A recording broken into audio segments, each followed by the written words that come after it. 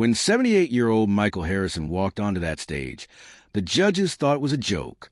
A man in worn work boots and a shirt that had seen better days, standing under those bright lights like he'd taken a wrong turn somewhere.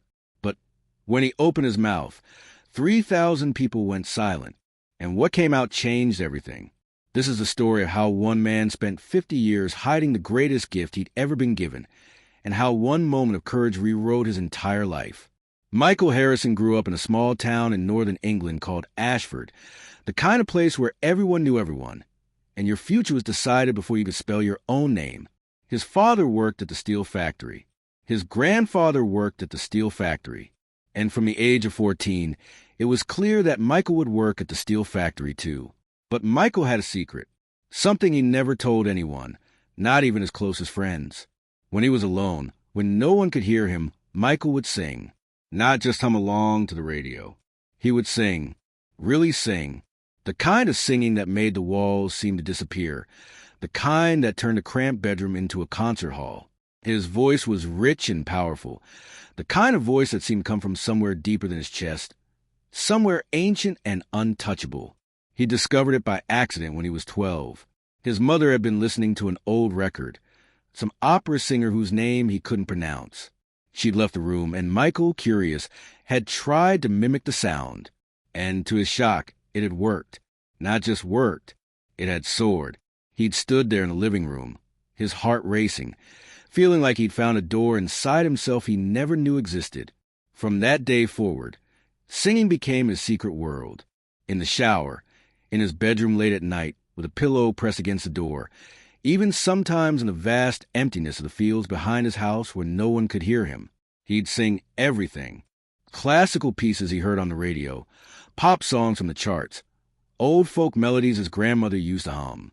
And every time, he felt like he was touching something sacred, something that made all the grayness of his life turn to color. But Michael never told anyone, not his parents, who wouldn't have understood, not his friends, who would have laughed. In Ashford, boys didn't sing opera. They played football. They worked with their hands. They drank at the pub on Friday nights and complained about the weather. Singing was for other people, people on television, people from different worlds, not for a boy whose future was already stamped and sealed. So on his 18th birthday, Michael put on his work boots, walked to the factory gates, and began a life he never wanted. The steel factory was loud and hot and relentless. The work was hard, the kind that left your muscles aching and your hands rough and scarred. Day after day, year after year, Michael stood at a station, operated machinery, moving steel, breathing in the metallic air that settled into your lungs like a permanent fog. And slowly, without him even noticing, the music began to fade. Not all at once. It was gradual, like a photograph left in the sun. First, he stopped singing every day, then every week, then only on rare occasions when the loneliness became too heavy to bear. The secret door he'd found inside himself began to close, inch by inch, until some days he wondered if it had ever been real at all. Michael met Grace when he was 23. She was a nurse at the local hospital, with kind eyes and a laugh that made him feel like maybe life wasn't just about enduring. They married within a year, and soon they had 2 children, Sophie and James. Michael loved his family fiercely, completely. They became his reason for everything. Every early morning shift, every double overtime, every aching muscle and exhausted night. It was all for them. But providing for a family on a factory wage meant there was no room for dreams. There was no time for singing, no space for anything that didn't pay the bills. Grace knew he'd once loved music. He'd mentioned it once or twice in their early days together. But as the years went on and life became about mortgages and school fees and keeping food on the table, it stopped coming up. It became just another thing from a past life, like his dreams of traveling or learning to play guitar. Nice ideas, but not realistic. Not for people like them. The decades blurred together. The children grew up. Sophie became a teacher. James became an engineer. Both moved away, built lives of their own in cities with opportunities that Ashford could never offer. Michael was proud, so proud it sometimes hurt. But their absence left a hollowness in the house that he didn't know how to fill. He and Grace were happy, but there was a quietness now, a sense that the main act of their lives had finished, and they were just waiting in the wings for whatever came next. Then, 3 years ago, everything changed. Grace started forgetting things. Small things at first, where she'd put her keys, what day the bins needed to go out. Michael brushed it off. They were getting older. It happened to everyone. But then the small things became bigger things. She'd forget appointments. Forget conversations they'd had hours before. Forget sometimes where she was. The diagnosis came on a Tuesday afternoon in March. Dementia. Early stage, the doctor said, but progressive. There was no cure, no way to stop it. Just medication to slow it down. And the knowledge that day by day, the woman he loved would slip further and further away from him. Michael quit the factory. After 47 years, he simply walked away. He didn't think twice about it. Grace needed him, and that was all that mattered. He became her full-time carer, her memory, her anchor to the world. Some days were good. She'd be lucid, and they'd sit in the garden and talk about the old days, about when the kids were young, about the dreams they'd once had. Other days were harder. She'd look at him with confusion in her eyes, asking who he was, sometimes afraid of the stranger in her own home. On the hard days, Michael would sing, quietly, softly, holding her hand while she sat in her chair by the window. He'd sing the old songs she used to love, the ones from when they first met, and something miraculous would happen. The confusion would clear from her eyes. Just for a moment, she'd smile. She'd remember. The music reached her in a way nothing else could, breaking through the fog like a beam of light. Sophie noticed it during one of her visits. She'd come into the room and found her father singing to her mother, his voice raw with emotion but achingly beautiful. She'd stood in the doorway, tears streaming down her face, listening to a part of her father she'd never known existed. After Grace had fallen asleep, Sophie had confronted him gently, asking why he'd never pursued this, never shared this gift with the world. Michael had shrugged, uncomfortable with the attention. It was just something he did, he said, nothing special. But Sophie wouldn't let it go. She reminded him of something he'd told her when she was young and afraid to try out for the school play. That life was too short to hide who you really are. That the only real failure was never trying. She told him he was a hypocrite if he didn't take his own advice. She was smiling when she said it, but her eyes were serious. 2 months later, Grace passed away peacefully in her sleep. Michael held her hand as she went, singing softly until her breathing stopped. The funeral was small and sad, and everything funerals are. And when it was over, when everyone had gone home and the casseroles had been eaten and the condolence cards had been read, Michael found himself alone in a house that echoed with absence. For weeks, he didn't sing. Couldn't sing. The music that had been his companion for so long felt like it had died with her. He moved through his days mechanically, eating because he had to, sleeping because exhaustion forced him to, existing but not really living. Sophie and James called constantly, worry about him, but Michael assured them he was fine. He was just adjusting, he said, just finding his footing. But he wasn't fine. He was drowning, and he knew it. It was James who found the advertisement. Britain's Golden Voice, a new talent show specifically for singers over 60. They were holding auditions in Manchester, just an hour away. James had sent him the link with a simple message. Mom would have wanted you to do this. And then a follow-up, I think you need to do this. Not for anyone else. For you. Michael stared at that message for 3 days. The very idea seemed absurd. He was 68 years old. He'd never had a single lesson, never performed in front of anyone except his dying wife and the empty fields of his childhood. He'd be laughed out of the room. It would be humiliating, pathetic, an old man chasing a dream that should have died 50 years ago. But Sophie's words kept echoing in his mind. Life is too short to hide who you really are. And beneath the fear, beneath the years of practical thinking and crushed dreams, something else stirred. Something that felt almost like hope, or maybe just desperation. A last grasp at feeling something other than this crushing emptiness. So on a cold morning in October, Michael Harrison drove to Manchester. He wore his best shirt, the one Grace had bought him for their 40th anniversary. His hands shook on the steering wheel. He almost turned around 17 times. But he didn't. He kept driving.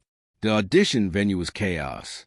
Hundreds of people, all over 60, all with their own stories and dreams and desperate hopes pinned to this one moment.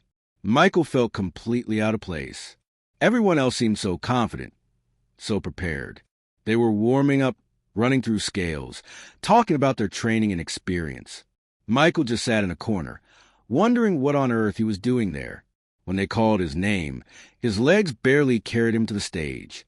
The lights were blinding. He couldn't see the judges, could only hear them, their voices floating out from the darkness. They asked him the usual questions. His name, his age, what he did for work. When he said he'd worked in a factory for 47 years, he heard it, that slight shift in tone, that hint of condescension. "Oh, how lovely. And what will you be singing for us today?" Michael told them. An aria from Puccini's Tosca, Ilus van Lustel. He didn't explain why. Didn't tell them it was the piece he'd been listening to that day when he was 12, the day he discovered his voice. Didn't tell them Grace had loved it, that he'd sung it to her in her final days. They wouldn't have cared.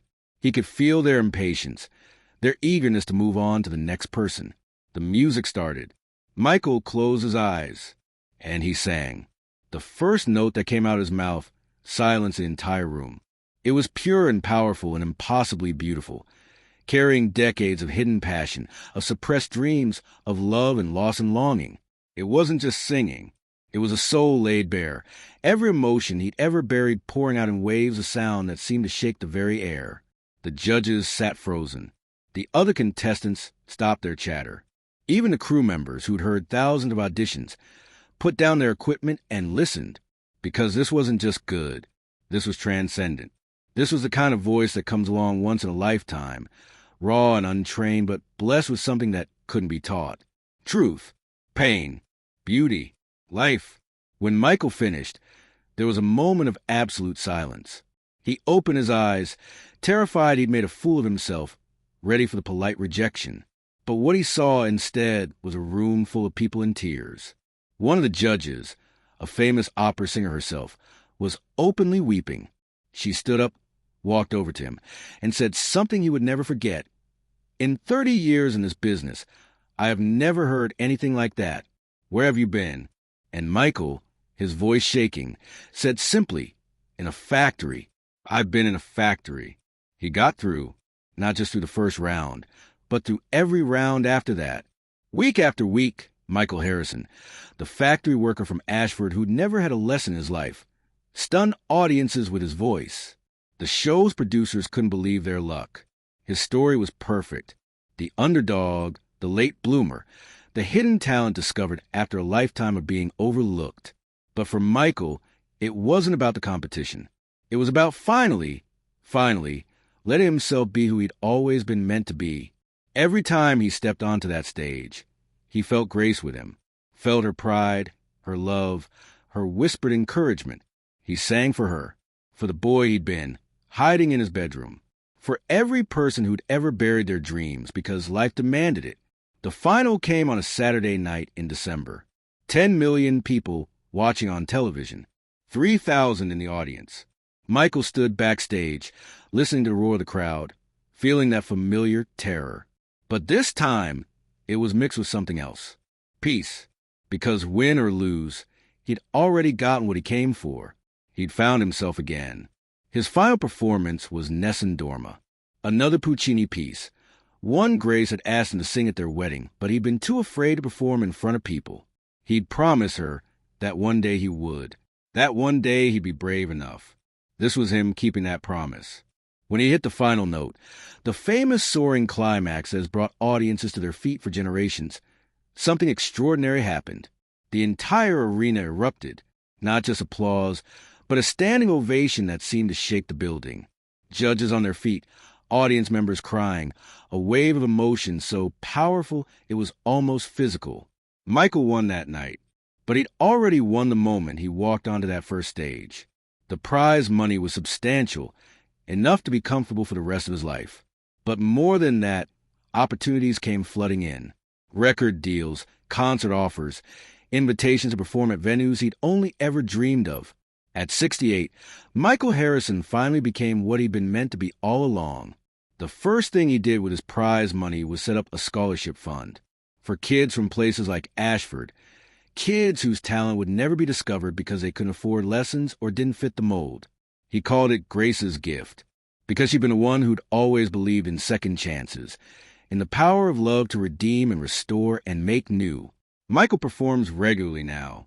Small venues, big venues, anywhere they'll have him. He's not the most technically perfect singer. He's had to work with coaches to fill in the gaps from his lack of training. But what he has always had, is something that can't be taught. The ability to take every ounce of human experience, every joy and sorrow and moment of transcendence, and pour it into sound. When interviewers ask him if he regrets waiting so long, if he wishes he pursued his dream earlier, Michael always gives the same answer. Those 50 years in the factory, those decades of choosing responsibility over passion, of put his family first, of caring for his wife in her final years, they weren't wasted time. They were what gave his voice depth. They were what gave his music meaning.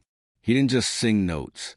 He sang a life lived fully and completely, with all its compromises and sacrifices and hard-won wisdom. He tells other people, especially those who feel like they've missed their chance, that it's never too late, that dreams don't have expiration dates, that the voice inside you that says you're meant for something more doesn't go away just because you ignore it. It waits, sometimes for decades, but it waits. And when you're finally ready to listen, when you're finally brave enough to open that door you closed so long ago, it's still there, patient, faithful, yours. Michael Harrison is 71 now. He performs, he records, he lives the life that 12-year-old boy in Ashford dreamed of, but more than that, he's happy. Truly happy. He's proven to himself and to the world that it's never too late to become who you were always meant to be. That courage isn't the absence of fear. It's singing anyway.